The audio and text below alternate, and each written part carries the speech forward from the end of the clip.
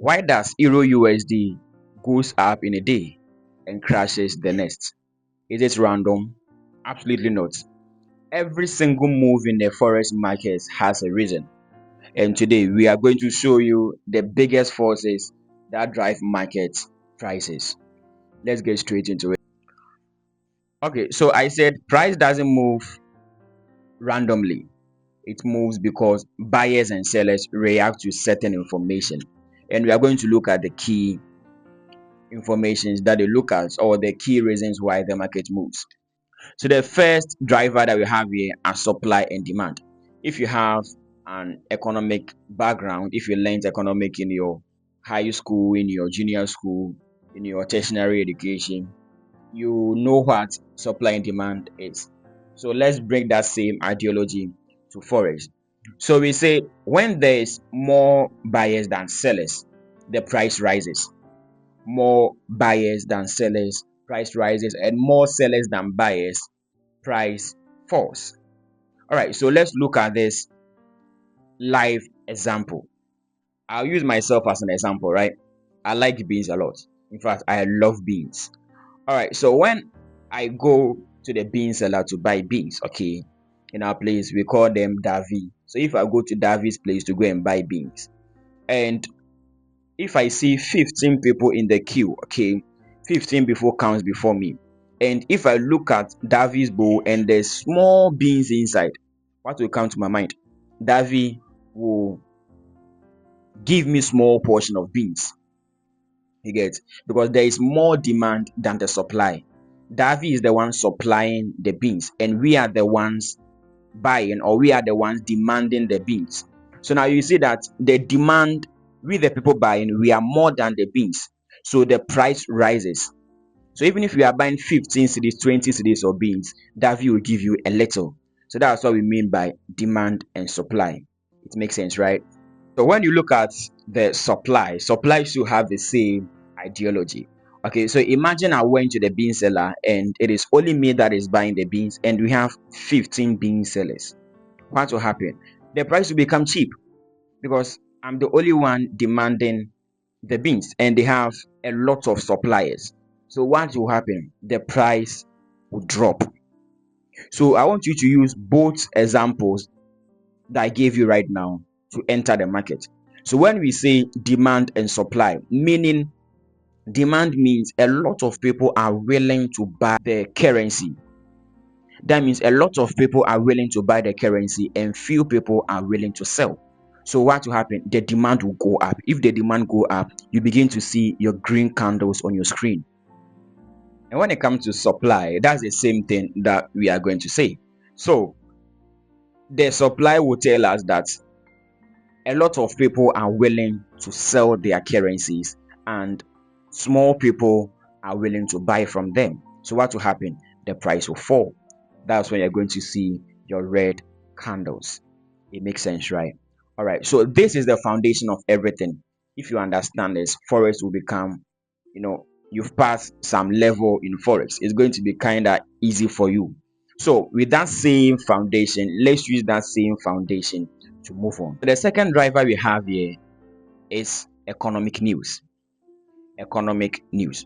So before I go to the explanation, right, I want you to understand that when you come to this forex market, okay, everything is about emotions because we are dealing with money. Money comes with emotions. Nobody will watch their money go away. You see, most of us that have been losing money on the market, if we had a way to prevent it, we would have. You understand? If we have a way to prevent their money from going, because nobody will know that it's going to hit stop loss, even though some of us hold to hit stop loss because we have an intention that, oh, the market will come back. But when you are dealing with money, you are dealing with emotions. So when you come to the economic news plays a vital role, because if you hear a news, you work with. Let's look at interest rate. How does economic news or interest rate affect the market?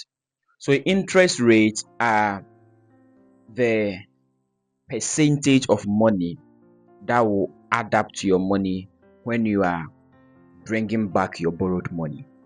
when I borrow you 10 cedis, I put 1 cedi on it.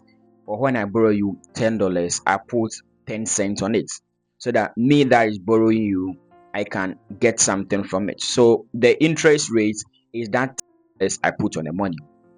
So how does interest rate affect the currency? Okay, that how does interest rate affect the market?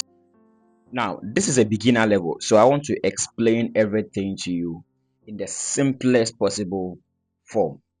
So, before you can really understand the interest rate, okay, let's look at money supply, because without money supply, you cannot know, or without money supply, you won't know why interest rates.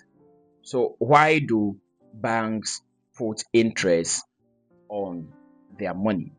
So, let's look at money supply. All right, so let's say Federal Reserve, okay? The Federal Reserve is the highest bank that look at it day in, day out monetary transaction in the US. All right, so I want to break down everything to the simplest form for you to understand. So before we move on, let's look at money supply. How does the Federal Reserve play role in interest rates? So let's look at money supply. So imagine the Federal Reserve want to lower interest rates. Okay, if they want to lower interest rates, they will go to the bank. So when they go to the bank, they will buy assets from the banks. That will leave the banks with a lot of money on their balance sheet. You get it now? So when the banks have a lot of money from the things Federal Reserve bought from them or the transaction Federal Reserve made from them, now they have a lot of money on their balance sheet. Now, if someone go to the bank to borrow, they will add little interest rates to their money. Again, let's use this live example. You went to borrow money from someone who has a lot of money. So you went to borrow $100 from someone that has, he's a millionaire or even a billionaire. Because that $100 is just a few cents to him, he's not going to put a lot of interest in that money. So maybe he will tell you, oh, when you are bringing my $100, just bring maybe 2 cents or add just 2 cents. Okay, because he has a lot of the money. But if you go to someone that don't have that amount of money, who is not a millionaire, who is just a middle class worker, and you borrow $100 from them, because the person has little money, he will put a lot of interest on the money. So he will say, oh, you don't have money, so when you are bringing my money back, add 10% of interest, so now you pay $110. That same thing applies to the money supply. So when the Federal Reserve make transaction with the banks will now have a lot of money on their balance sheet. So now when they are borrowing to people, they borrow with small interest rates. So they give the people small interest because they have a lot of money. So what do you think if the bank don't have any money, or if Federal Reserve don't supply them enough money? What will happen? The bank will have less money. So when they are giving out to borrowers, they will increase interest rates. So now you understand how money supply affects our currency. So with that same ideology, let's move on. All right, so let's look at effects of interest rates. Effect of interest rates. So in this case, we are using the dollar yen for an example. So we have the USD JPY over here. So let's say in the US, they raise interest rate to 2.25%, and we have 0% rise in interest rate for Japan. So let's pick that 2.25% for the US for an example.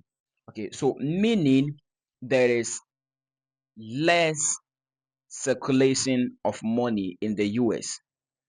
When you compare these two interest rates, meaning there is more demand of currency in the US because there is little supply. In another words, let's say there is little money in the US. Because there is little money in the US, they will increase interest rates to get more. So if the bank has little money, they will put more interest on the loans of the borrowers. Now, so we are now seeing that the US has more demand than the supply. The banks are supplying little amount of money, but the people want to borrow more amount of money. Understand? On the other hand, we have Japan over here. Japan has 0% increase, so meaning there is more money in Japan. So now we have James over here, and James is an investor, and he wants a place to put his money, or he wants a currency to buy. So which currency do you think he's going to buy? The one with more demand and less supply. So meaning if we has less supply, meaning the price is going to be expensive. Remember that beans example that I did? If you don't remember, go back and look at it and come back again. You understand. So in that beans example, I said when there is more supply and there is less demand, the price will come down. And if there is more demand and less supply, the price will go up. Okay, so in this case, what are we saying? We are saying that the US has more demand and less supply, so we are expecting price to go up. If James has money to buy currency, or he has yen, maybe he is Japanese and he has yen, he will exchange his yen for the dollar because the dollar has potential of going up. Get it right. So now that is the reason why interest rates has major effects on how the market moves. I think this has a lot of explanations. Okay. All right. So if you don't understand, you can rewind and come back to it again. We've looked at interest rates under the economic news. The next economic news, inflation, the CPI. Inflation, CPI. The CPI, it is very funny because a lot of people have been trading the CPI, and when you are online, you can see this market spikes. Within 2 minutes, the market will just boom, just go up, and boom, just come down. Yeah, so that's the CPI. CPI is an economics news that determines the level or the inflation level of the currency. If you know that, it's going to help you determine where the market will go next. And we have employment, the NFP. The NFP also is a report that comes out that makes you know the strength of the currency. And we have the GDP. The GDP. So if the GDP is down, the currency will go down. If the GDP is up, go up. Among all this that I'm telling you, the economic news, the interest rate, the inflation, the employment, the GDP, this creates volatility. When you are trading the markets at this hours that economic news reports are coming out, we have crazy volatility that goes on in the market. Volatility means market moving fast. In other words, okay, the market moves fast. It doesn't move structurally. It moves very fast because we are dealing with emotions, and news, money comes with emotions. You understand? So that's it. So the third driver we have here are the central banks. The central banks. So we talked about the Federal Reserve. Another bank we have here are the European Central Bank. We have the Bank of England. We have the Bank of Japan. So we said these huge banks supply money to the banks because we have levels of bank. We have investment bank. We have the federal banks. We have a lot of banks. Okay, so the central banks are the huge banks or the big banks, okay, that supply money to the little banks. And the little banks are where me and you go and borrow. So these central banks are in charge of money supply. They supply money. So if they say they want to cut interest rates, they cut it. And if they want to increase interest rates, they do it. So the central banks are one of the key reasons why the market moves. One of the key reasons why the market moves are because of geopolitical events. Geopolitical events, wars, election, trade disputes, political instabilities. These are geopolitical events. How does this affect the markets? Let's look at this. Wars. Okay, let's use the Asians for example, the Arabs. Let's use the Arabs for example.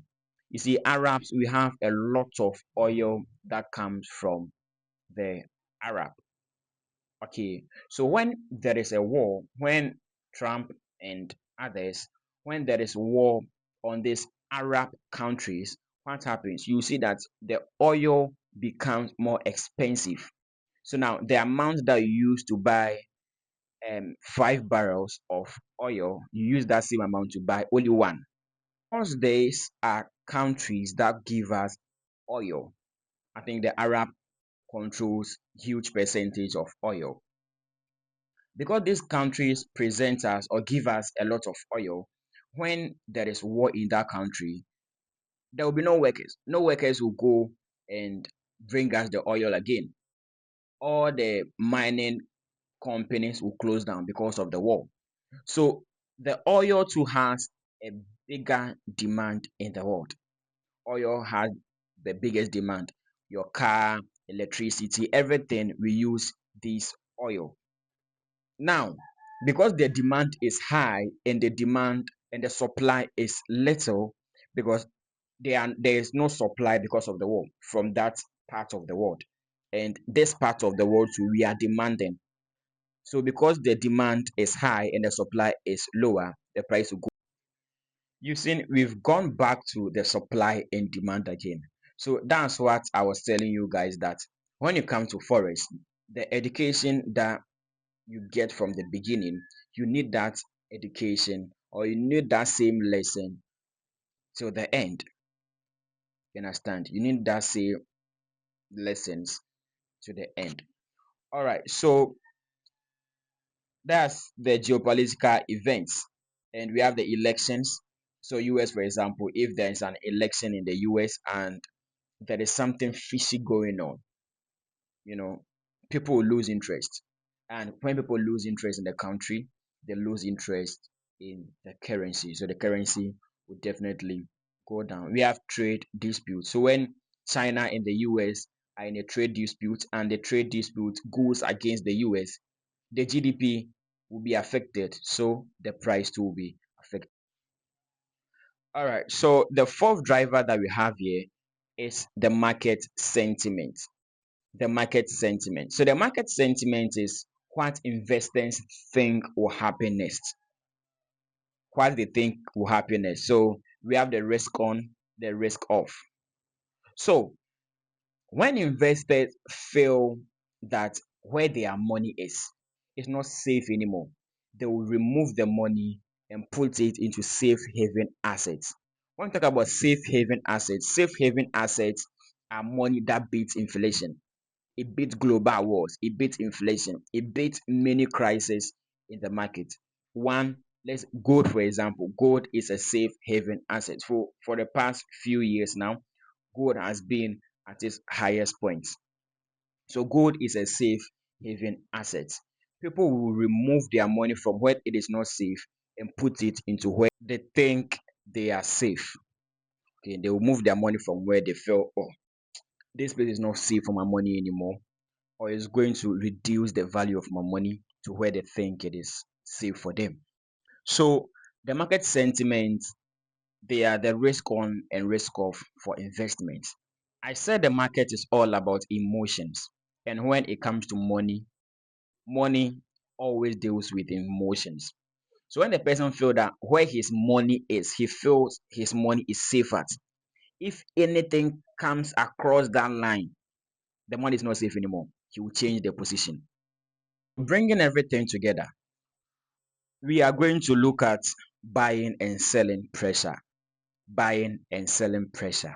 So when there is a lot of people buying, because of all these reasons, because of all these five reasons. If people see that, oh, all these factors that we just mentioned, demand, supply, the market sentiment, the Federal Reserve, the news and everything, when a person sit down and do his calculation and everything and he think the market will go up, a lot of people are going to buy. You understand? Because what you see on the charts, you're not the only person who is saying.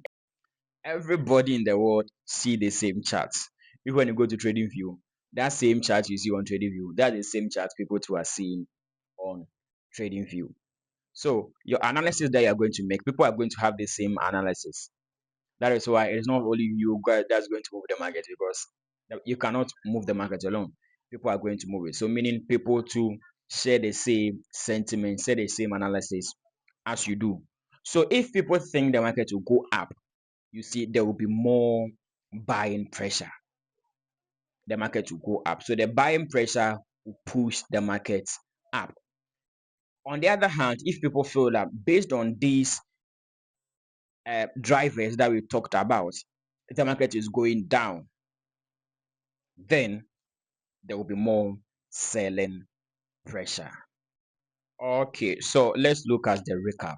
So we have supply and demand, we have economic news, we have the central bank's decision, we have geopolitical events, we have market sentiment. Okay, so this is where we'll end the lesson. I hope you learned something. So you can click on the like button, click on the subscribe button. Get ready to learn more on this channel.